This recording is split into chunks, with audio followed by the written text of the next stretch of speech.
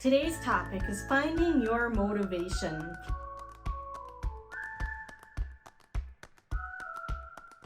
Welcome to day 2 of Pixologist's mini boot camp on organizing photos for 2023. There is a lot of moving parts with organizing pictures, especially if you have both digital and printed pictures to organize. The moving parts can be frustrating and it can take time, and even life gets in the way. We have to find the motivation. We want to be motivated enough to carry us through, through the harder times with organizing pictures, as well as enjoying the fun times of it. So let's talk about a few things that might help motivate you. My first one is a little bit of a downer, but it's reality, it's life. The one reason why I want to organize my photos today is because literally tomorrow could be too late. When you think about this basketball picture, remember how Kobe Bryant died in a horrific helicopter crash. He was there one day and gone the next. Think about all of the memories that,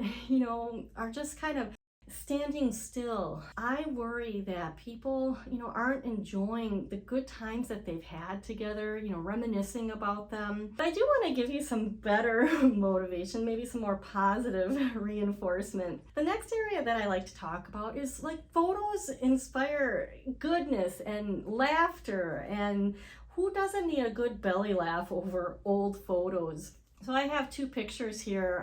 This is me in the high chair with a really nerdy shirt and horn-rimmed glasses. And then my cousins are with me standing next to a snowman. When we look at these photos, we can really laugh at, how we looked like little kids. I mean, this is just one little grain of sand in all of the memories out there. Bringing back people together, over the memories is powerful family fun. That leads me to the third motivating reason. Pictures are great for children to look at.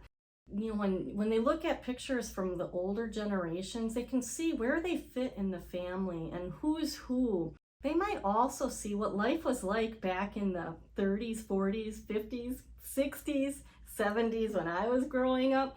And it might give them some perspective on what their life is like today, which I think is so much easier than when we were kids. Another motivator that I've heard from some of my clients is that saving photos, doing that work really tells the family how you want the family to be remembered in the future.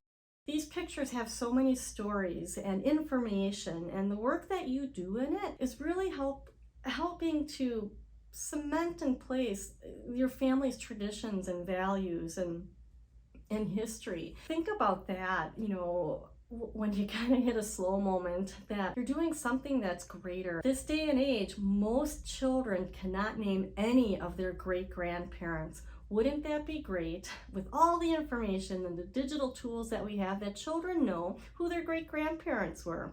And I certainly hope they know their grandparents and all of the aunts and uncles, who maybe didn't have children. I hope they're remembered as well. All right, my takeaways today for you in this little lesson. First of all, figure out what your motivation is. And remember, it has to be your motivation. You're doing it for you first. So figure out your why and write it down in the guide.